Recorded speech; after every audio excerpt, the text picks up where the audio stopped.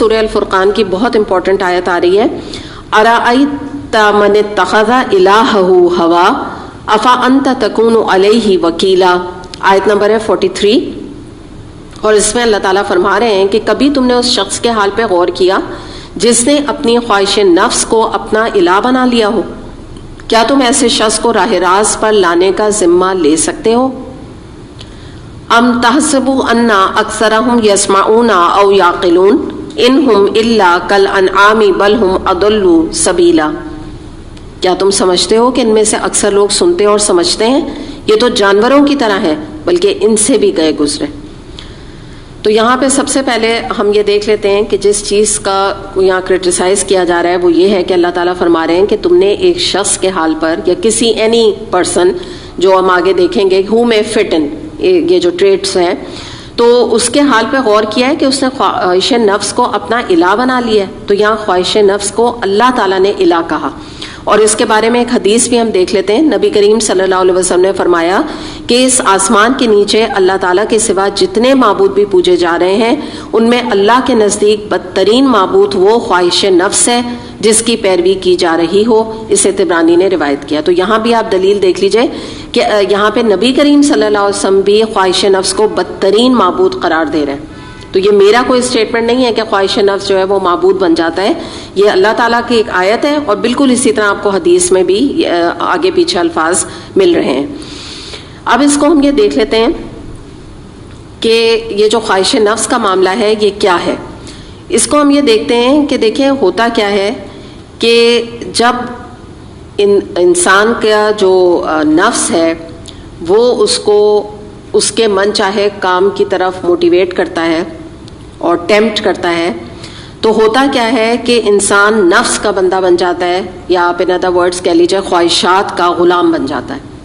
اور جب وہ خواہشات کا غلام بن جاتا ہے تو وہ اپنے کو گریجولی اسکاٹ فری سمجھتا ہے، شطرے بے مہار اردو میں کہتے ہیں. تو کیا ہوتا ہے کہ جو اس کی خواہش جدھر جدھر اسے لے جاتی ہے وہ اس کے ساتھ بھٹکتا پھرتا ہے. اس کو سرے سے یہ فکر ہی نہیں ہوتی کہ کیا صحیح ہے، کیا غلط ہے، کیا حق ہے، کیا باطل ہے، کیا گناہ ہے، کیا ثواب ہے. اور وہ ایک کے بعد ایک اپنی خواہش کی تکمیل میں اپنی پوری زندگی گزار دیتا ہے، اور کسی اخلاقی ضابطے کا وہ پابند اپنے آپ کو نہ سمجھتا ہے، نہ کسی اخلاقی ضابطے کو وہ فالو کرتا ہے. بالکل اس طرح ایک مثال آپ کو میں دوں کہ جیسے بھیڑ بکریوں کا جو ایک ریوڑ ہوتا ہے نا، تو جب ان کا جو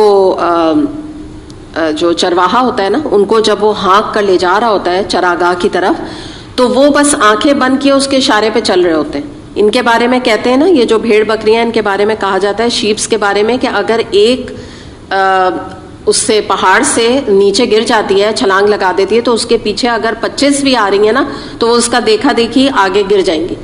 ان کو ان سینس نہیں.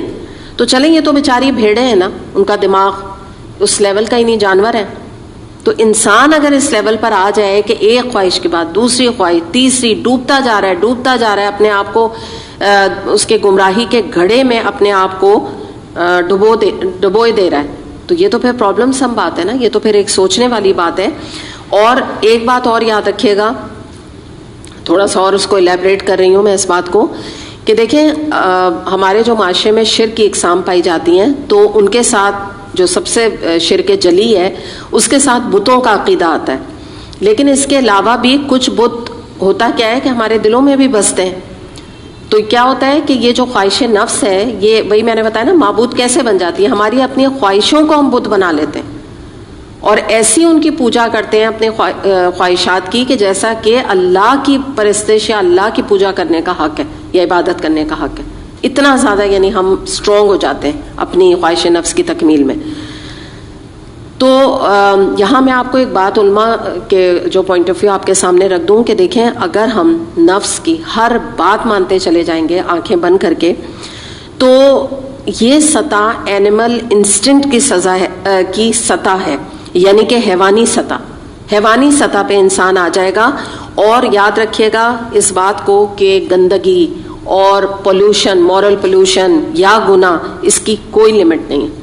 آپ اس کو جو ہے نا اپنے نفس کو چھوڑ دیں، آپ شطرے بے مہار، اسکاٹ فری. کیا ہوگا ایک گناہ کے بعد اگلا، اس کے بعد اگلا، اینڈ لیس گناہ زندگی میں شامل ہو جائیں گے.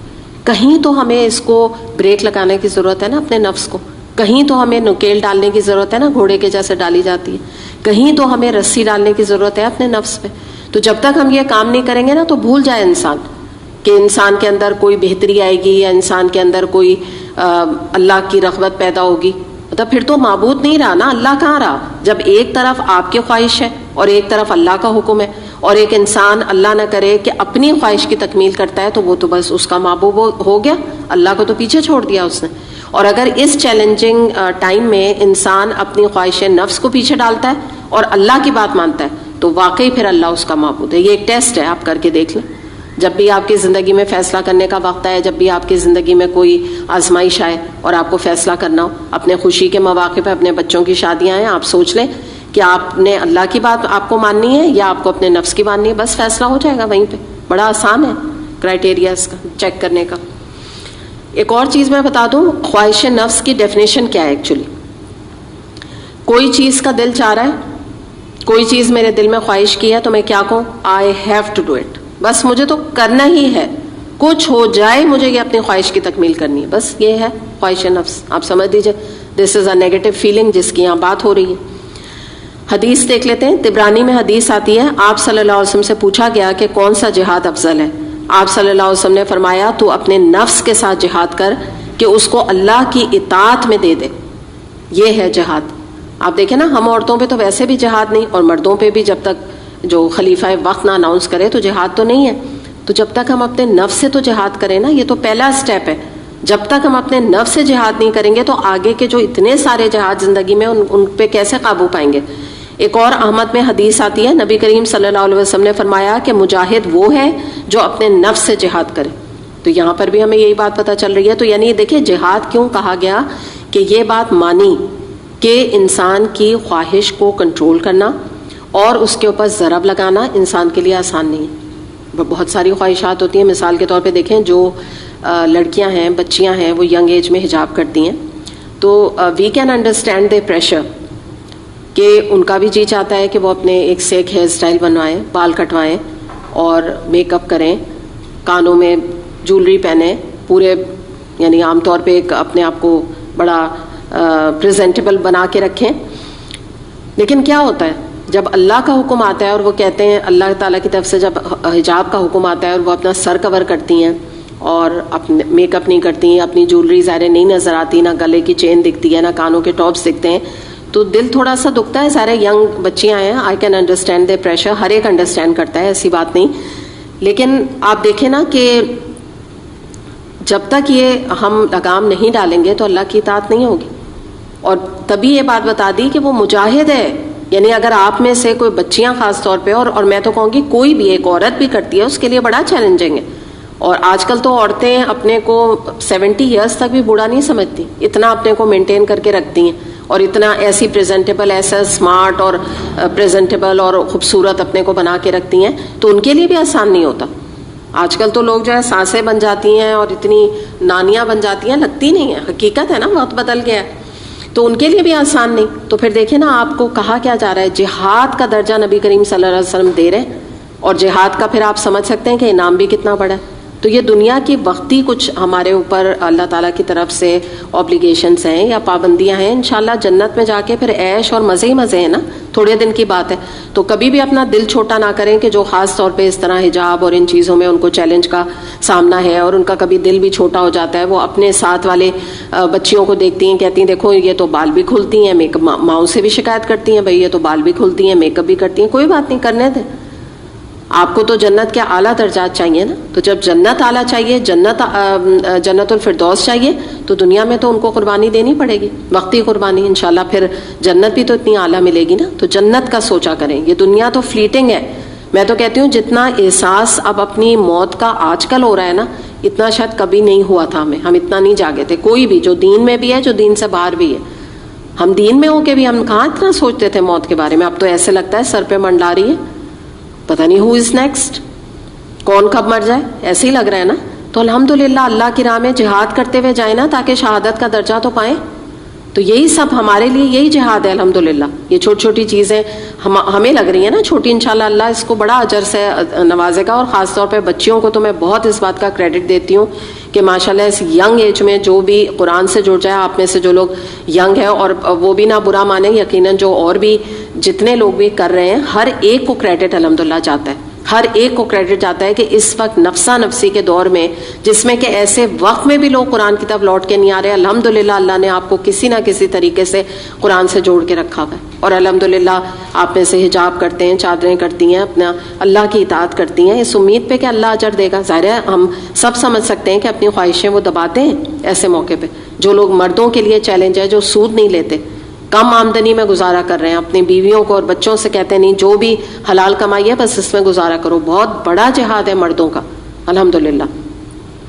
دینی تربیت اپنے بچوں کو دے رہے ہیں، فلمیں اور ڈرامے اور اس طرح کا ماحول گھر میں نہیں ہے، ان چیزوں کو وہ احساس دلاتے ہیں. میوزک نہیں ان کے گھر میں چلتا، تو یہی سب جہاد ہے الحمدللہ آج کے دور کا. بڑی اللہ تعالیٰ انشاءاللہ اللہ نے چاہا اس کی قدردانی فرمائے گا، کیونکہ اللہ تعالیٰ نے فرما دیا کہ اگر انسان اپنے آپ کو بے ڈب چھوڑ دے، اسکاٹ فری چھوڑ دے، تو اللہ تعالیٰ کیا ان کے بارے میں فرما رہے ہیں کہ یہ لوگ ایسے ہیں کہ تم کیا سمجھتے ہو کہ یہ سن رہے ہیں اور سمجھتے ہیں قرآن؟ نہیں نہیں، ان کو کچھ سمجھ نہیں آتا، یہ تو جانور ہیں، بلکہ جانوروں سے گئے گزرے ہیں. جانور بھی شاید دیکھیں نا آپ، یہ جو ڈاگ ہوتا ہے اس کو آپ بلائیں وہ آ جائے گا، سمجھ لیتا ہے اتنی بات نا. بلی بعض دفعہ جن کی پیٹ ہوتی ہیں تو وہ اپنے مالک کے پاس آتی ہیں، سینس کر لیتی ہیں. لیکن یہ تو اتنے گئے گزرے ہیں، ان کو قرآن کی طرف بلایا بھی جائے تو یہ کہتے ہیں no no no sorry we have no time for it. وقت نہیں ہے بھائی، بہت کچھ کرنا ہے. آج کل بھی لوگ اس کو کچھ، میں ہر ایک کی نہیں بات کری، انجوائمنٹ کا ذریعہ بنایا. ان کے گھر میں وہی ماحول ہے، وہی میوزک چل رہے ہیں، وہی نمازیں قضا ہو رہی ہیں، وہی کچھ فلمیں دیکھی جا رہی ہیں، ٹائم کل کیا جا رہا ہے فلمیں دیکھ کے. ایسا ابھی بھی ہے.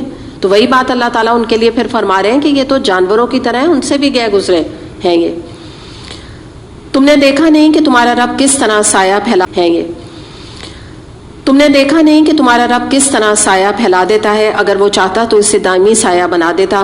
ہم نے سورج کو اس پہ دلیل بنایا، پھر جیسے جیسے سورج اٹھتا جاتا ہے ہم اس کے سائے کو رفتہ رفتہ اپنی طرف سمیٹے چلے جاتے ہیں. اور وہ اللہ ہی ہے جس نے رات کو تمہارے لیے لباس اور نیند کو سکون موت اور دن کو جی اٹھنے کا وقت بنایا. اب آپ دیکھیں اللہ تعالیٰ یہاں فرما رہے ہیں کہ ہم نے رات کو تمہارے لیے لباس، یعنی ایک کالا لباس یہ پہن لیتا ہے نا، پورا جو بادل ہے کالا ہو جاتا ہے. اور نیند کیا ہے کہ بھئی ایک سکون کا ذریعہ ہے، یہ تمہیں بنایا. اب آج آپ دیکھ لیجئے کہ جو میں تو کہتی ہوں بیچاروں نیو جنریشن کو کیوں کہا جائے، جس کو دیکھو آج کل لیٹ نائٹ سونا، رات بھر جگنا، مطلب ہم نے الٹا فطرت کے خلاف اپنا معاملہ کر لیا. اب آپ مجھے بتائیں جب ساری رات جگیں گے، چاہے بچے ہوں چاہے گھر والے ہوں، تو آپ مجھے بتائیے کہ صبح کی تہجد تو بھول جائیں، فجر کی نماز بھی قضا ہوگی، ڈیفینیٹلی ہوگی.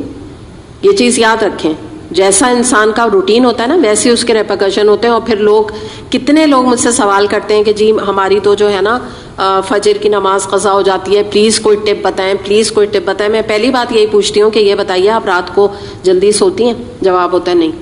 تو بس پھر کوئی ٹپ نہیں بتائی جا سکتی.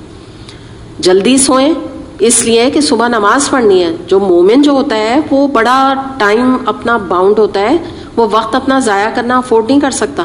اسے اگلی کے بعد اگلی نماز کی فکر ہوتی ہے. دوپہر کو ایسا سوئے کہ عصر بھی نکل گئی، مغرب بھی نکل گئی، 8 بجے سو کے اٹھ رہے ہیں. تو یہ کیا ہے؟ یہ نفس کا بندہ بننا ہے، یہی تو ہے.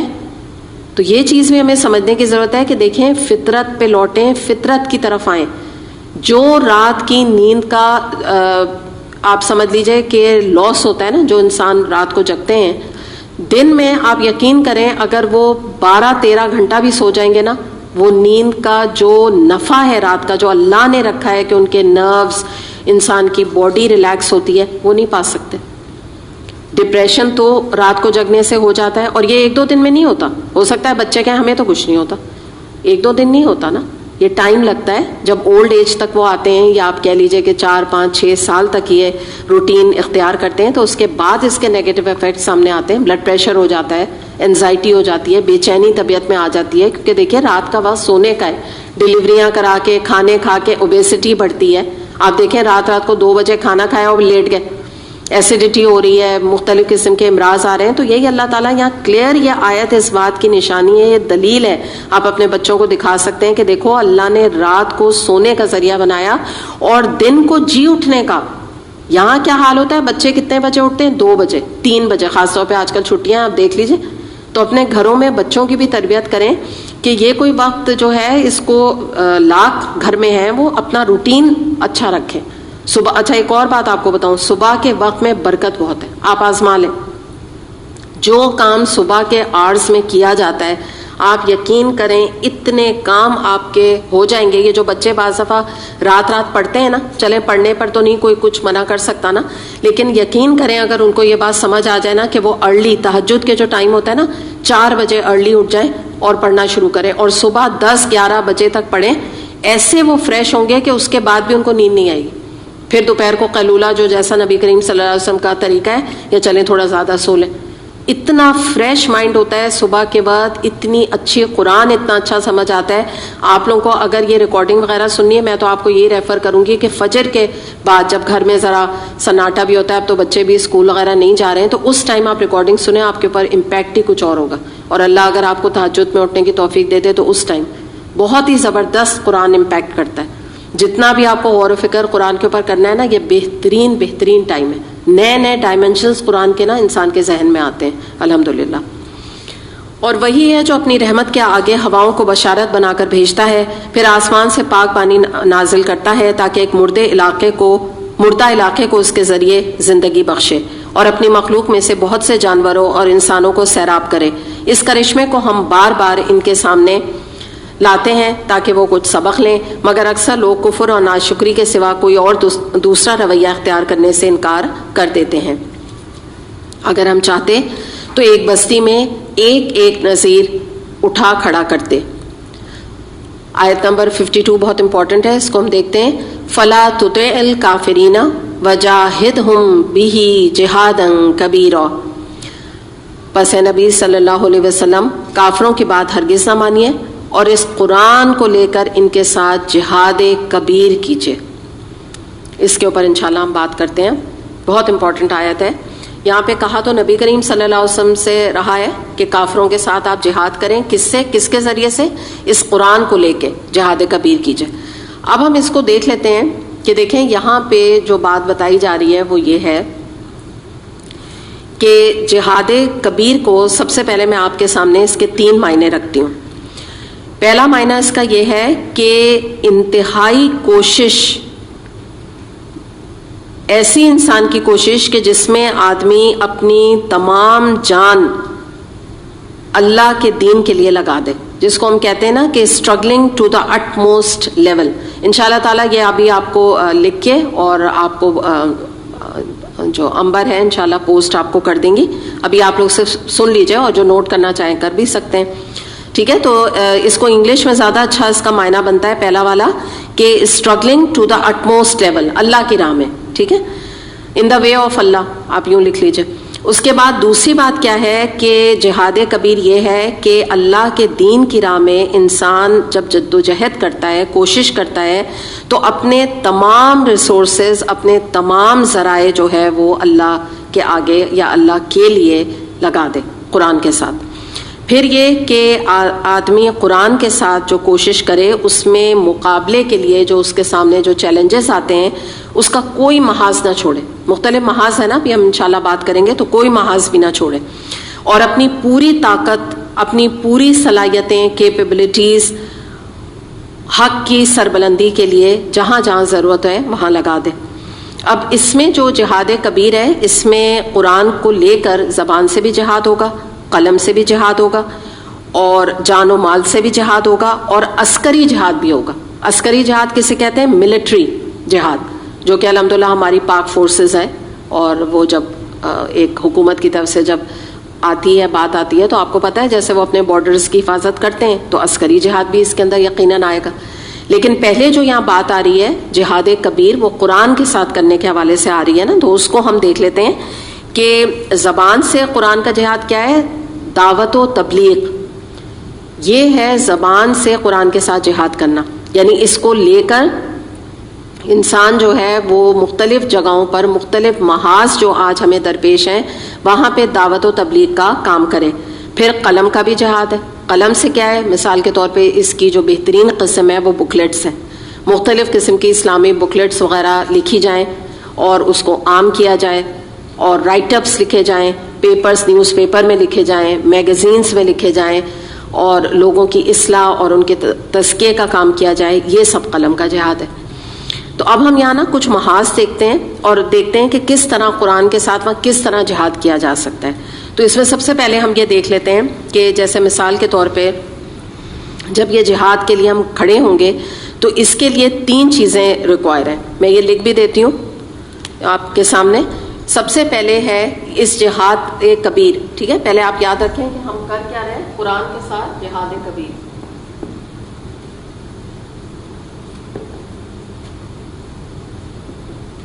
پہلی جو چیز ہے اس میں آئے گی ٹیم ورک.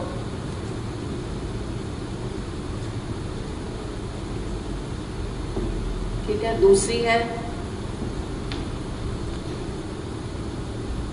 پروفیشنلی. دین کا کام ہمیں کرنا ہے, یعنی سنسیئر ہو کے کرنا ہے, لیکن پروفیشنلی کرنا ہے.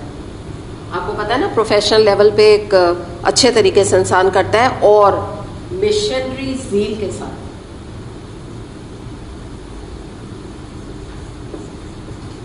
یہ 3 چیزیں ہمیں درکار ہوں گی جب ہم قرآن کے ساتھ جہاد کی کوشش کریں گے. مشنری زیل یہی ہے کہ ایسا جیسے انسان اپنا تن من دھن, ڈاکٹر سار احمد کہا کرتے تھے اس طرح سے ہی بالکل, کہ اپنا تن من دھن جو ہے وہ دین کے لیے لگا دو, سب کچھ اپنی صلاحیتیں لگا دو. اچھا, اب یہاں جو محاذ کا میں نے آپ کو ذکر کیا اس کو ہم ایک ایک کر کے دیکھتے جاتے ہیں. سب سے پہلا ہمارا جو محاذ ہے جس کو ہمیں انکاؤنٹر کرنا ہے نا, محاذ جب کوئی ہوتا ہے تو اس کو کیا کیا جاتا ہے؟ انکاؤنٹر کیا جاتا ہے. تو پہلا کیا ہے؟ نفس سے جہاد. یہ ہم بڑے ڈیٹیل میں ابھی پیچھے پڑھا ہے. ٹھیک ہے, اپنے نفس کو اللہ کی اطاعت میں دینا ہے, سب سے پہلا سٹیپ ہے. جب تک ہم اپنے نفس پہ قابو نہیں پائیں گے آگے نہیں بڑھ سکتے. اس کے بعد ہمارے محاذ کیا ہے؟ شرک ہمارے معاشرے میں پایا جاتا ہے, اس کے خلاف ہمیں قرآن کو لے کر جہاد کرنے کی ضرورت ہے. تو اب اس میں کیا معاملہ ہے کہ مثال کے طور پہ ہمارے یہاں نیچے بکلیٹ موجود ہے, کیا میرے لیے اللہ کافی نہیں, شرک کے اوپر. تو ابھی کرنے کا کام کیا ہے کہ ہم کسی بھی لیول پر ہوں, دین کی بالکل بگننگ ہو, اسٹوڈنٹ ہو نہ ہو, ہم یہ بکلیٹس لے کے لوگوں میں جہاں خاص طور پہ کچی آبادیاں, میڈس ہیں یا اس طرح کے لوگ جہاں آپ کو نظر آتا ہے ان تک اس بکلیٹ کو پہنچائے, کیونکہ یہ بہترین قسم ہے. ڈائریکٹ جب شرک کے اوپر بات کی جاتی ہے تو لوگ کم ہی اس کو ڈائجسٹ کرتے ہیں. اس کے بعد پھر آپ دیکھیں کہ ہمارے معاشرے میں بے یقینی اسکیپٹکس لوگ موجود ہیں, ان کے ساتھ ہمیں قرآن سے جہاد کرنا ہے. تو اس میں ایسے کچھ انٹیلیجنٹ بینگس ان کے لیول پر آ کر, ان میں سے ٹین ایجرز ہوں گے وہ, کیونکہ آپ کو پتہ ہے یہ ٹین ایجر کا آج کل کا مسئلہ ہے کہ وہ ایتھیزم اور اسکیپٹکس ہو گئے یا ایتھیزم کی طرف چلے گئے. تو ینگ لاٹ میں سے ہی لوگ اٹھیں, ینگ بچیاں اٹھیں ماشاءاللہ, جیسے آپ لوگوں میں سے بھی کورس کر رہی ہیں. تو وہ لوگ جو ہے وہ ان کو ان کے انٹلیکچوئل لیول پر آ کر اور ایسے دلائل دے کر ان کو بات کریں کہ ان کو بات سمجھ آ جائے. مختلف بڑے بڑے جو اسکالرز ہیں, ڈاکٹر ذاکر نائک نے بھی ایتھیزم پہ بڑا کام کیا ہے, تو ان سے بھی آپ ان کے کلپس وغیرہ سے بھی ہیلپ لے سکتے ہیں.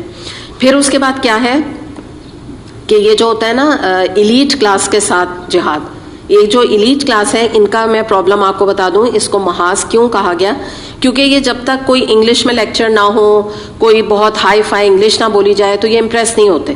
یہ اردو میں عام طور پہ جب بات کی جاتی ہے تو یہ اس کو امپورٹنس نہیں دیتے, ان کا ایک مائنڈ سیٹ ہوتا ہے. تو ٹھیک ہے, جیسا جس کا مائنڈ سیٹ ہے ہم اسی طرح اس کو انکاؤنٹر کریں گے, یہی تو بات ہے, یہی تو کمال ہے.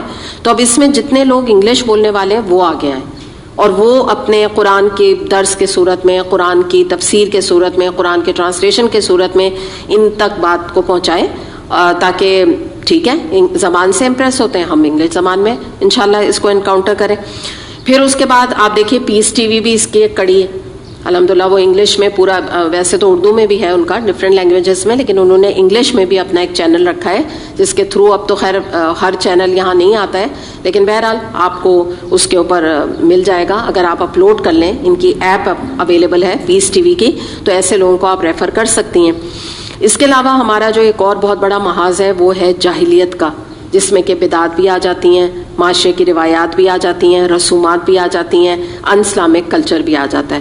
تو اس سے بھی بہت بڑا ہمیں جہاد کرنے کی ضرورت ہے. ظاہر ہے بدعات کا حل تو سنتوں کو عام کرنا ہے, اور جہاں بھی ہم کوشش کریں کہ مرنے کے موقع پہ اللہ رحم کرے، لیکن اگر جائیں تو وہاں پہ جو مسنون دعائیں ہیں مغفرت کی وہ جا کے عام کرائیں، نبی کریم صلی اللہ علیہ وسلم کی مردہ سنتوں کو زندہ کر دیں۔ اس کے علاوہ یہ ہے کہ یہ جو رسومات ہیں ان اسلامک کلچر ہے، تو اس کے بارے میں بھی مختلف درسوں کی صورت میں، جیسے نکاح کے موقع پہ درس ہوتا ہے، تو ایک فائن طریقے سے کہ یہ جو چیزیں ہیں وہ سنت سے ثابت نہیں ہیں اور ان اسلامک کلچر ہے، اس طرح کر کے ایک میسج اپنا آگے فارورڈ کر دیں۔ اس کے علاوہ یہ ہے کہ دیکھیں ٹین ایجرز میں آج کل بڑا ریبیلین ہے، جو سچ بات ہے، اور دین کی طرف رغبت نہیں ہے، دوری ہے بڑی، تو ان کے لیے جو ٹین ایج ورک شاپس ہوتی ہیں، جیسے یہاں پرسیپشن الحمدللہ ہمارا جو ادارہ ہے العلم کا، تو یہاں پہ اس کے لیے آپ کو پرسیپشنز جو ہے، جو ینگ بچیاں ہیں جن اگر آپ کو چیلنجز فیس ہیں تو یہاں ان کا ایڈمیشن کرائیے، انشاءاللہ اللہ نے چاہا تو ان کے اندر بہتری آئے گی۔ اور ہمارے خود بھی ماشاءاللہ سے ینگ بچیاں آتی ہیں، تو یہ اب ماؤں کا کام ہے کہ وہ اپنی بچیوں کو اس طرف لگائیں۔ اس کے بعد آپ یہ دیکھیے کہ ان کے لیے اور بھی جو کام کرنے کی ضرورت ہے وہ یہ ہے کہ دیکھیں جس کو جو لینگویج آتی ہے، مثال کے طور پہ کسی کی زبان پنجابی ہے، کسی کی سندھی ہے، کسی کی سرائکی ہے، کسی کی بلوچی ہے، تو ہر لینگویج میں لوگوں کو نکلنا چاہیے، ایسے لوگوں کو جو کہ کچی آبادی میں یا اپنے رشتہ داروں میں اس لینگویج میں درس دیں، کوئی اس میں مذائقہ نہیں ہے، تاکہ ان تک بات تو پہنچ جائے نا۔ ہر ایک اردو نہیں سمجھتا اسٹرانگ اردو، تو اس طرح سے بھی یہ بھی ہمیں اس طرح بھی انکاؤنٹر کرنے کی ضرورت ہے تاکہ لینگویج بھی بیریئر نہ بنے، کہ کچھ لوگ کہتے ہیں بلوچی کہیں بھائی ہمیں تو ان کی اردو ہی نہیں سمجھ آتی، انگلش تو ہمیں ویسے ہی نہیں آتی، تو پھر انہی میں سے لوگ اٹھے نا، ان کو یہ آج کام کرنا ہے، یہ جہاد کرنا ہے۔ پھر یہ ہے کہ دیکھیں میڈیا پہ بھی ٹائم خرید کر، یا آج میڈیا سے زیادہ آج بہترین صورت جو ہے وہ واٹس ایپ کے تھرو ہے، تو اس میں بھی درس و تدریس کے کام کو، اپنی کلاسز کو آگے پہنچایا جائے، بالکل فری آف کاسٹ، آگے بالکل اس کو اوپن کیا جائے تاکہ آگے کے ممالک ویسٹرن جو کنٹریز ہیں وہاں تک پیغام اللہ کا پہنچ سکے۔ اس کے علاوہ جو میں نے آپ کو بتا دیا کہ اسلامک پبلیکیشنز بھی اس کے اوپر بہت بڑا رول پلے کریں گے۔ الحمدللہ علم کے ادارے میں ہماری بک شاپ جو ہے وہ آج کل بھی کھلی ہوئی ہے، اور یہ وقت ایسا ہے لوگوں کے دل بھی نرم ہے، ایسے میں آپ زیادہ سے زیادہ بکلیٹس جو ہے وہ ڈفرینٹ ٹاپکس پر لے کر اور لوگوں کے اندر تقسیم کیجیے۔ میرا اندازہ یہ ہے کہ آج کل لوگ دعا بھی مانگنا چاہ رہے ہیں، ان کو پتہ بھی نہیں ہے کون سی دعائیں مانگیں، صبح شام کی دعائیں آپ سب کو گفٹ کریں۔ اگر دیکھیں ہم سب مل کے یہ کام کریں اور اتنے لوگوں تک یہ اویئرنیس پہنچا دیں تو یہ کوئی کم کام نہیں ہے۔ تو زیادہ سے زیادہ جو، اور دیکھیں کہ جو ہاتھ میں لے کے پڑھنے کی بات ہوتی ہے نا دعا کی، اس کی فیلنگ ہی کچھ اور ہوتی ہے، انسان کو یاد بھی ہو جاتا ہے اور ایک بڑا کلوز تعلق بھی ہو جاتا ہے۔ تو یہ ہے کہ یہ بھی بہت بڑا کام ہے، اس کے ذریعے بھی ہم بہت کچھ انکاؤنٹر کر سکتے ہیں، کیونکہ بیسکلی کیا ہے ان میں جو دعائیں ہیں یا بکلیٹس ہیں ان میں قرآن اور حدیث ہی ہے، تو یہ سمجھے قرآن کو لے کے ہی جہاد کرنے کا ایک بہترین ذریعہ ہے۔ اور دوسری بات جو ہم یہاں کریں گے وہ یہ ہے کہ دیکھیں قرآن کو جو سب سے بڑا، یہ تو میں نے آپ کو ضمنی محاذ اب بتایا نا، اب میں آپ کو بتا رہی ہوں کوئی بھی محاذ ہو، سب سے پہلا جو سٹیپ ہے کہ جو جہاد قرآن کو لے کے کیا جائے گا وہ یہ ہے کہ قرآن کو ترجمہ اور اس کو ایکسپلینیشن، غور و فکر، اس کی تفسیر کے ساتھ اور تدبر کے ساتھ پڑھا اور پڑھایا جائے، یہ سب سے امپورٹنٹ چیز ہے۔ تو کیا ہوگا اس سے فائدہ کیا ہوگا کہ چاہے ہماری معیشت ہو، معاشرت ہو، مذہب ہو، تعلیم ہو، حکومت ہو، بزنس ہو، ہر چیز کو یہ انشاءاللہ قرآن ایڈریس کرتا ہے، ہر جگہ پہ انشاءاللہ قرآن پھیلتا چلا جائے گا اور تمام محاذ انکاؤنٹر ہوتے چلے جائیں گے۔ تو آج ہمیں لوگوں کو زیادہ سے زیادہ قرآن کے کورسز کی طرف لانا ہے، زیادہ سے زیادہ لوگوں کو ہمیں موٹیویٹ کرنا ہے، اور ہم سب بھی اگر اپنے ساتھ ایک اسٹوڈنٹ کو بھی لے کر آتے ہیں یا اپنے بات بٹھا جاتے ہیں یہاں پہ تو سمجھیں ہم بہت بڑا کام انشاءاللہ کر لیں گے۔ دوسری بات یہ ہے کہ دیکھیں قرآن ایسے بات کرتا ہے، ہمیں ایسے مخاطب ہوتا ہے کہ ہر لیول پر انسان کا تزکیہ ہوتا چلا جاتا ہے، خواہ وہ انفرادی لیول ہو یا اجتماعی لیول ہو۔ کیونکہ قرآن کے ساتھ کیوں یہاں اللہ تعالیٰ نے جہاد کرنے کو فرمایا؟ کیونکہ یہ زمین اللہ کی ہے، یہ کسی کے کاپی رائٹ زمین پہ نہیں ہے کہ امریکہ کہتا ہے we are the sole super power, وہ کہا کریں زمین یہ اللہ کی ہے، جب اللہ کی زمین ہے تو یہاں اللہ کا دین نافذ ہوگا، اسی لیے یہ دین اسلام آیا ہے، اسی لیے ہم قرآن پڑھ رہے اور پڑھا رہے ہیں، یہی ہمارا ٹارگیٹ ہے، یہی ہمارا مشن ہے کہ ہم اللہ کے اس پیغام کو، اللہ کے اس قرآن کو ہر لیول پر نافذ کریں۔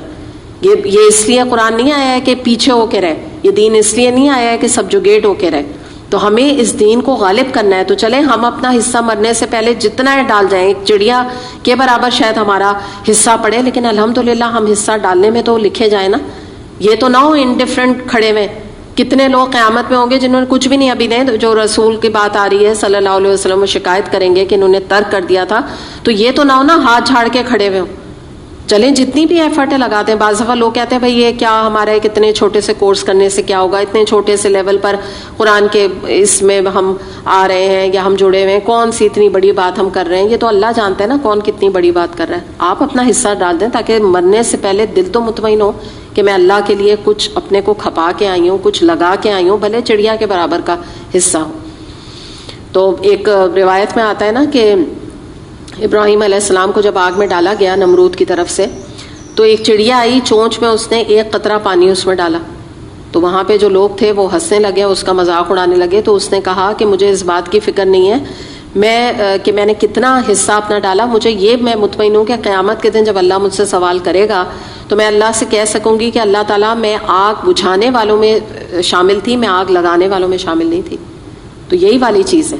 اتنے ہی ایفرٹ صحیح، کوئی اپنے کو بڑا نہ سمجھے. حقیقت بات ہے کون اللہ کا حق ادا کر سکتا ہے صحیح معنوں میں.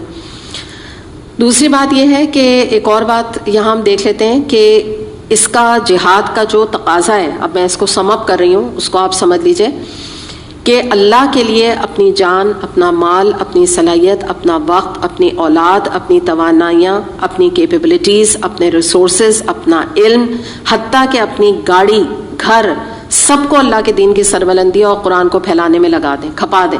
آپ دیکھیں کچھ لوگ ہوتے ہیں دین کے کام کے لیے اگر گاڑی کے لیے کہا جائے وہ آفر کریں گے، گھر کے لیے کہا جائے گھر کھولنے کو تیار ہو جاتے ہیں. یہ جذبہ آج ہمیں درکار ہے. ورنہ آپ کو ایسے لوگ بھی ملیں گے کہ اپنی بھی جان بچاتے رہتے ہیں، گاڑی کی بھی جان بچاتے رہتے ہیں، گھروں کی بھی جان بچاتے رہتے ہیں، کبھی نہیں اپنے گھر قرآن کے لیے کھولتے ہیں. زندگی میں کہتی ہوں ایک دفعہ تو کم سے کم اپنے گھر میں ہم قرآن کے لیے کھولیں نا. کبھی تو ایک دفعہ اپنے رشتہ داروں کو بلا کے اللہ کی بات سنوا دیں کہ قیامت کے دن ہمارے لیے حجت بن جائے. یہ چیزیں ہم لوگ ریئلائز نہیں کرتے کہ ہم کیا کر رہے ہیں.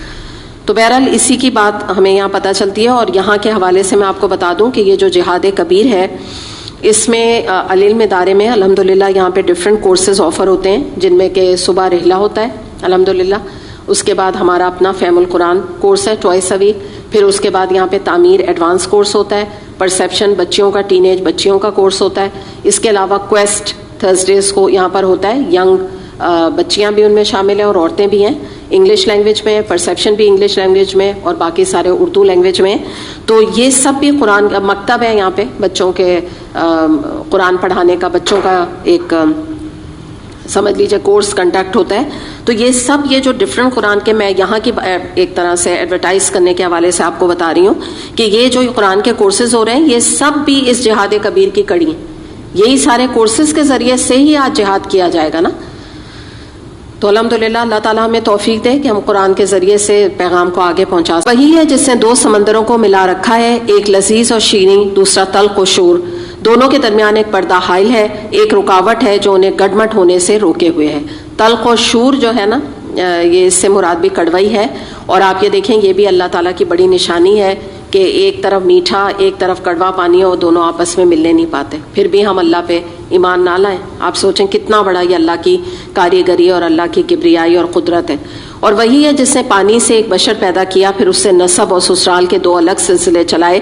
تیرا رب بڑا ہی قدرت رکھنے والا ہے. اس اللہ کو چھوڑ کر لوگ ان کو پوج رہے ہیں جو نہ ان کو نفع پہنچا سکتے ہیں نہ نقصان، اور اوپر سے مزید یہ کہ کافر اپنے رب کے مقابلے میں ہر باغی کا مددگار بنا ہوا ہے.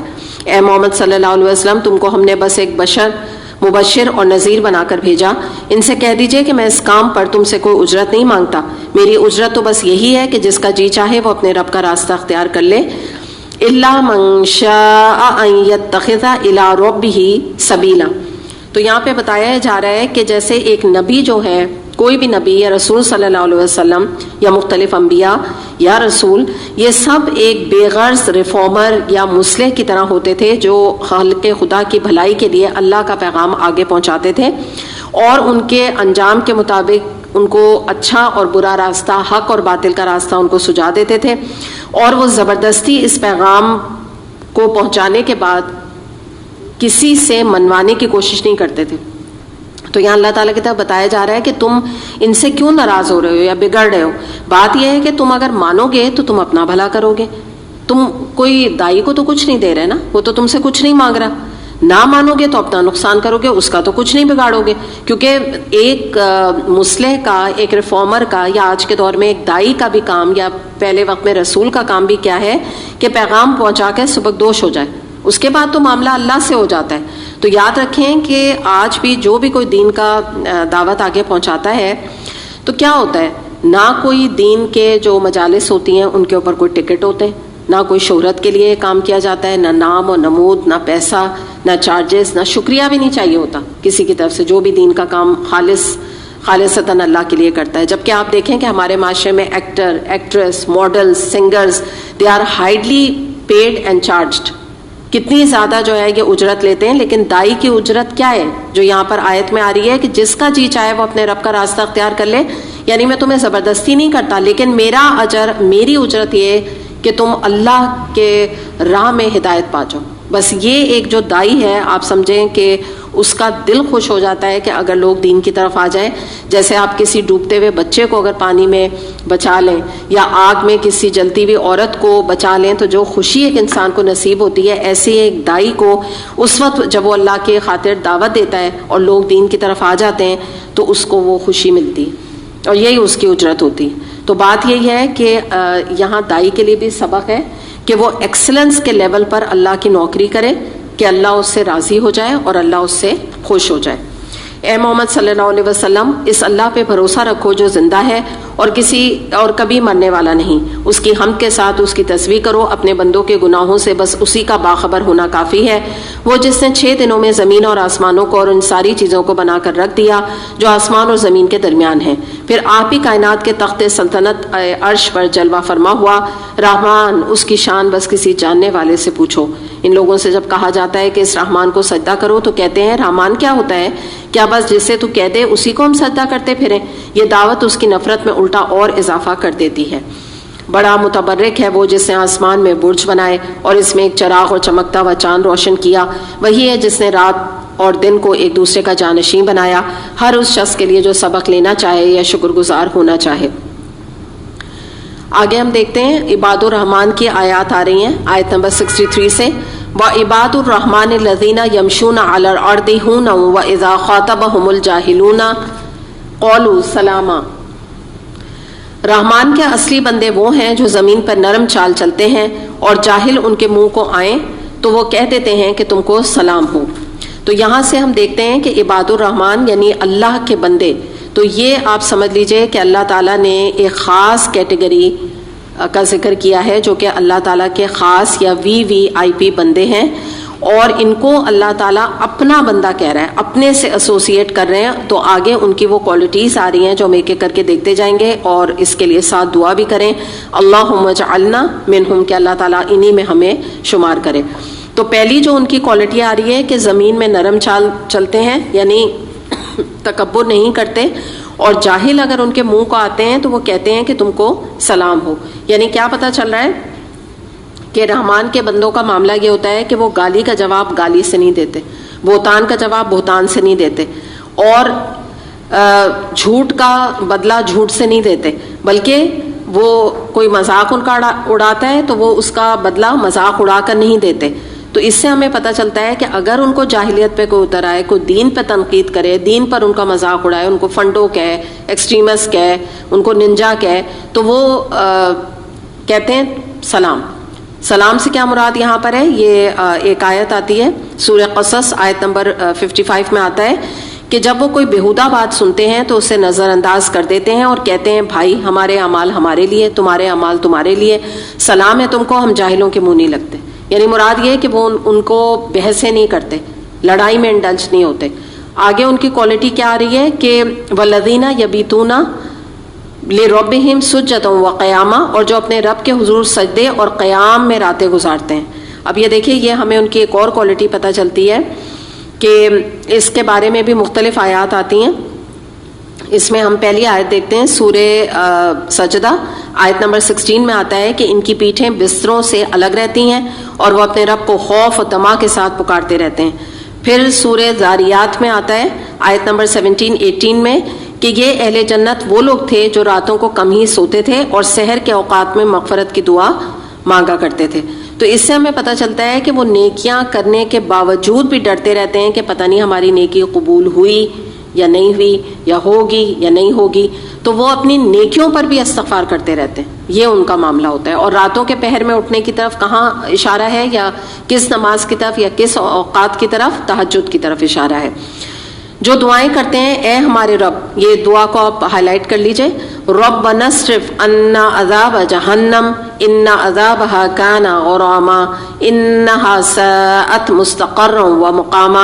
اے ہمارے رب جہنم کے عذاب سے ہم کو بچا لے, اس کا عذاب تو جان کا لاگو ہے اور وہ بڑا ہی برا مستقر اور مقام ہے. تو یہ پتہ چلتا ہے کہ وہ یہ دعائیں مانگا کرتے ہیں اپنے رب سے راتوں کو, جہنم سے جو ہے وہ پناہ مانگتے ہیں اور اللہ تعالیٰ کی رحمت کا سوال کرتے رہتے ہیں. یہ ان کی ایک کوالٹی ہمیں پتہ چل رہی ہے. آگے ان کی مزید کوالٹی آ رہی ہے, جو خرچ کرتے ہیں تو نہ فضول خرچی کرتے ہیں نہ بخل, بلکہ ان کا خرچ دونوں انتہاؤں کے درمیان اعتدال پر قائم رہتا ہے. تو اس کو ہم تھوڑا سا دیکھ لیتے ہیں کہ یہاں ہمیں پتہ چل رہا ہے کہ وہ اسراف نہیں کرتے. تو اسراف 3 چیزوں کا نام ہے. نمبر 1, ناجائز کاموں میں دولت صرف کرنا, خواہ ایک پیسہ ہی کیوں نہ ہو. نمبر 2, جائز کاموں میں حد سے تجاوز کر کے خرچ کرنا. اس کی مثال میں آپ کو دے دیتی ہوں کہ جائز کاموں میں یہ ہے کہ کپڑے ضرورت کے تحت بنانا منع نہیں ہے, لیکن بجائے 3-4 کپڑے بنانا یا ضرورت کے کپڑے بنانا, بے تحاشا کپڑے بناتے چلے جانا. یا جائز کاموں میں حد سے تجاوز یہ ہے کہ شادیوں کے موقع پر یا اپنے گھروں میں 2-3 ڈشوں کے بجائے دعوتوں میں 8-8, 9-9, 10-10, 11-11 ڈشز کو رکھنا. تو یہ چیز بھی جو ہے پھر اسراف میں آ جاتا ہے. اور نمبر 3 یہ کہ کوئی بھی پیسہ جو ریاکاری کے کام کے لیے لگے گا اور ایسا وہ اپنے طور پہ سمجھا جائے گا کہ یہ نیک کام ہے, تو ریاکاری کے لیے نیک کاموں میں پیسہ لگانا بھی علماء کے نزدیک اسراف کی کیٹیگری ہے. تو اس میں ہم دیکھ لیتے ہیں کہ یہ جو ناجائز کاموں میں بھی حد سے تجاوز کیا جاتا ہے یا جائز کاموں میں, اس میں یہ جو کریڈٹ کارڈ کلچر ہے اس نے بڑا رول پلے کیا ہے. تو اس سے ہمیں بچنے کی ضرورت ہے کہ جیسے پہلے کہا جاتا تھا نا کہ جتنی چادر ہو اتنے پاؤں پھیلاؤ, تو کریڈٹ کارڈ کلچر نے ایکچولی اس بات کی نفی کرتی ہے. اور یہی چیز جو ہے انسان کو قرضوں میں ڈبو رہی ہے, لوگوں کو خاص طور پہ نا. دوسری بات بتائی گئی کہ وہ بخل نہیں کرتے. تو بخل کرنے والے لوگ کیا ہوتے ہیں کہ بعض دفعہ وہ گھر والوں پہ بھی خرچ نہیں کرتے, دین کے لیے بھی پیسہ نہیں نکلتا, زکوٰۃ بھی نہیں دیتے, صدقات دیتے وقت بھی ان کی جان نکلتی ہے. تو یہ بخل ہو گیا. یہ بھی جیسا ایک طرف اسراف منع ہے ایسے بخل بھی منع ہے. تو ان کا معاملہ کیا ہوتا ہے, یہ ان دونوں انتہاؤں کے درمیان اعتدال پر قائم رہتے ہیں. جو اللہ کے سوا کسی اور معبود کو نہیں پکارتے, اللہ کے حرام کی بھی کسی جان کو ناحق ہلاک نہیں کرتے, اور نہ زنا کے مرتکب ہوتے ہیں. یہ کام جو کوئی کرے وہ اپنا گناہ کا بدلہ پائے گا. تو بالکل یہ جو 3 باتیں یہاں بتائی گئی, اس کے بارے میں ایک حدیث آتی ہے. عبداللہ بن مسعود رضی اللہ عنہ سے روایت ہے کہ ایک مرتبہ آپ صلی اللہ علیہ وسلم سے پوچھا گیا کہ سب سے بڑا گناہ کیا ہے, تو آپ نے فرمایا یہ کہ تو کسی کو اللہ کا مد مقابل اور ہمسر ٹھہرائے حالانکہ تجھے اللہ نے پیدا کیا. پوچھا گیا پھر دوسرا گناہ, آپ نے فرمایا کہ تو اپنے بچے کو اس خوف سے قتل کر ڈالے کہ وہ تیرے ساتھ کھانے میں شریک ہوگا. پھر پوچھا گیا تیسرا, آپ نے فرمایا کہ تو اپنے ہمسائے کی بیوی سے زنا کرے. اسے بخاری و مسلم نے روایت کیا. قیامت کے روز اس کو مکرر عذاب دیا جائے گا اور اسی میں وہ ہمیشہ ذلت کے ساتھ پڑا رہے گا, الا یہ کہ کوئی ان گناہوں کے بعد توبہ کر چکا ہو اور ایمان لا کر عمل صالح کرنے لگا ہو. ایسے لوگوں کی برائیوں کو اللہ بھلائیوں سے بدل دے گا اور وہ بڑا غفور و رحیم ہے. جو شخص توبہ کر کے نیک عملی اختیار کرتا ہے وہ اللہ کی طرف پلٹ آتا ہے جیسا کہ پلٹنے کا حق ہے, اور رحمان کے بندے وہ ہیں جو جھوٹ کے گواہ نہیں بنتے. اب آپ دیکھیں وہاں تک کچھ کوالٹیز آئیں, اب اس کے بعد کچھ اور کوالٹیز تھوڑی سی 1-2 آیات کے بعد آ رہی ہیں مزید. ان میں پہلی بات کیا آ رہی ہے, والذین لا یشہدون الزور, کہ وہ جھوٹ کے گواہ نہیں بنتے اور کسی لغو چیز پر ان کا گزر ہو جائے تو شریف آدمیوں کی طرح گزر جاتے ہیں. تو ان دونوں چیزوں کو ہم دیکھ لیتے ہیں. پہلی بات یہ کہ وہ جھوٹ کے گواہ نہیں بنتے, یعنی جھوٹی گواہی دینا گناہ کبیرہ ہے, اس کی طرف اشارہ ہے.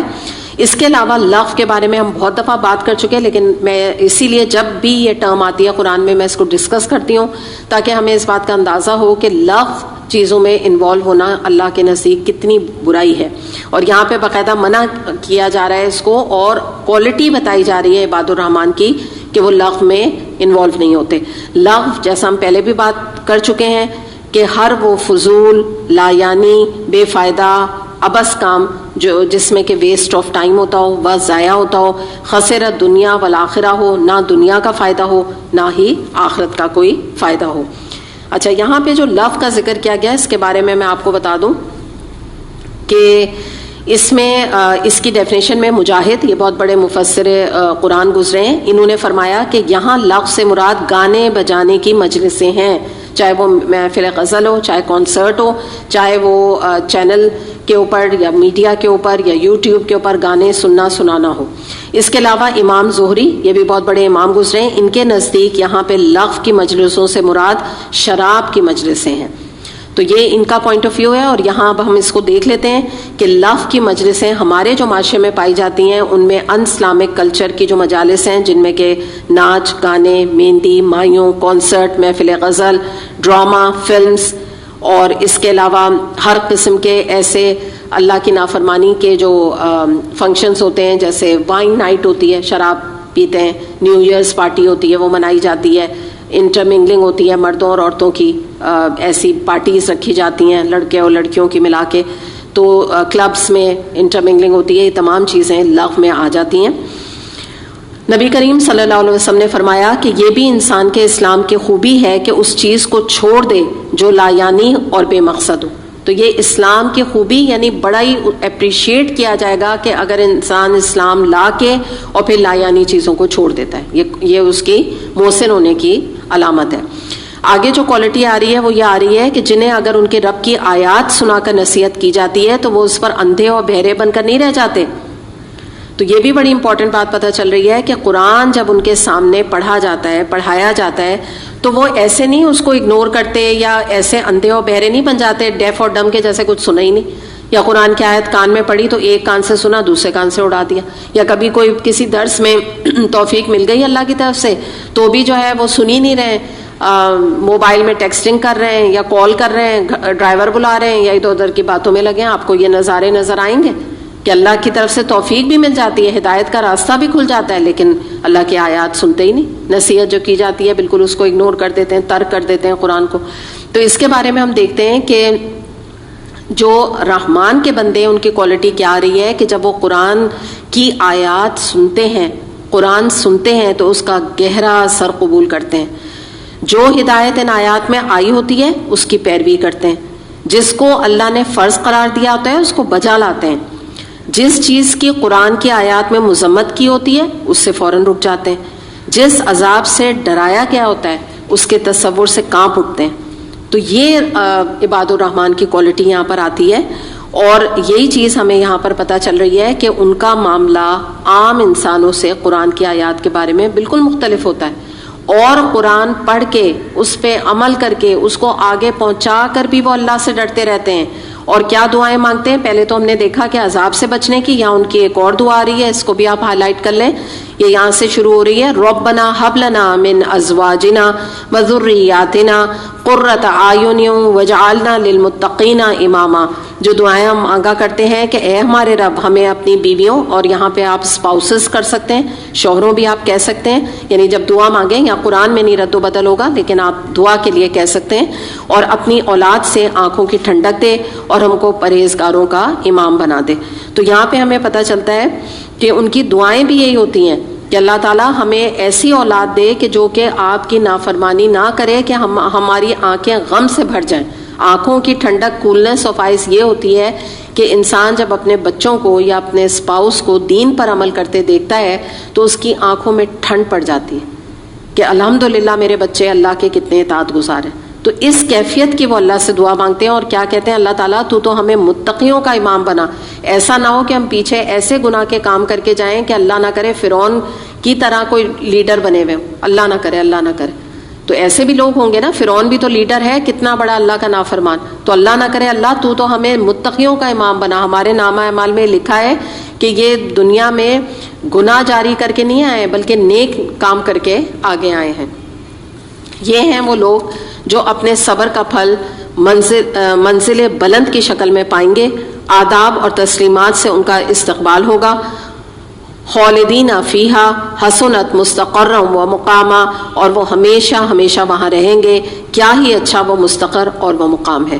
اب یہاں پہ اینڈ کر کے یہ بتا دیا کہ ان تمام کوالٹیز کے حامل جو عباد الرحمن ہیں ان کو اپنے اس صبر کا پھل جو انہوں نے اپنے خواہش نفس کی قربانی دی, دنیا میں گناہوں سے اپنے کو بچا کے رکھا, اللہ سے ایک کلوز کانٹیکٹ رکھا. آپ دیکھیں عباد الرحمن کی دیگر کوالٹیز میں سے 2 کوالٹی آ رہی ہیں کہ وہ دعائیں کرتے رہتے ہیں. تو یہ 2 کوالٹی اگر ہم بھی اپنے اندر یعنی یہ دعائیں کریں تو یہ 2 کوالٹیز ہمارے اندر بھی پیدا ہو سکتی ہیں کہ جن میں کہ دعائیں اور جہنم سے عذاب سے پناہ مانگی گئی ہے. تو یہ جو 2 دعا اس کے اندر آ رہی ہے ہمیں اپنے نمازوں میں کرنے کی ضرورت ہے عباد الرحمن بننے کے لیے. اور آداب و تسلیمات سے ان کا استقبال ہوگا, یعنی انہیں اتنا فرشتوں کی طرف سے آنر دیا جائے گا اور وہ ہمیشہ وہاں رہیں گے. اور پھر اللہ تعالیٰ فرما رہے ہیں کہ کیا ہی وہ زبردست مقام ہے اور رہنے کا ٹھکانہ. تو اللہ تعالیٰ اس بات کی دلیل دے رہے ہیں, اللہ تعالیٰ اس بات کی گارنٹی دے رہے ہیں کہ اے میرے بندو تھوڑی سی تکلیف, تھوڑا سا نفس پہ ضبط تم کر لو دنیا میں, پھر دیکھو میں تمہیں کیسا ٹھکانہ دیتا ہوں. میں تمہیں گارنٹی دے رہا ہوں کہ اس سے اچھا ٹھکانہ تم دنیا میں اس کو امیجن بھی نہیں کر سکتے ہو. اتنا اعلیٰ مقام میں تمہیں دوں گا. نبی کریم صلی اللہ علیہ وسلم نے فرمایا کہ جنت میں ایسے غرفے ہوں گے جن کا اندرونی حصہ باہر سے اور بیرونی حصہ اندر سے نظر آئے گا. یہ غرفے کن لوگوں کے لیے ہوں گے جو اپنے ان میں 4 کوالٹیز آ رہی ہیں. اچھا غرفے جو ہے نا آپ سمجھ لیجیے اونچی اونچی بلڈنگز کو کہا جاتا ہے. اونچی اونچی بلڈنگز غرفات ہیں, یعنی آپ سمجھیں کہ اونچے اونچے قصر اور محل. تو کن کو ملیں گے؟ جو اپنے کلام کو نرم اور پاک رکھیں. نمبر 2 ہر مسلمان کو سلام کریں. نمبر 3 مستحقین کو کھانا کھلائیں. اور نمبر 3 رات کو تہجد کی نماز پڑھیں. تو الحمدللہ اس کے ساتھ ہی وہ تمام کوالٹیز مکمل ہوئی. اے محمد صلی اللہ علیہ وسلم لوگوں سے کہہ دیجئے کہ میرے رب کو تمہاری کیا حاجت پڑی ہے اگر تم اس کو نہ پکارو, اب کہ تم نے اسے جھٹلا دیا. ان قریب وہ سزا پاؤ گے کہ جان چھڑانی محال ہوگی. الحمدللہ اس کے ساتھ ہی یہ سورہ الفرقان مکمل بھی. اب ہم سورہ شعراء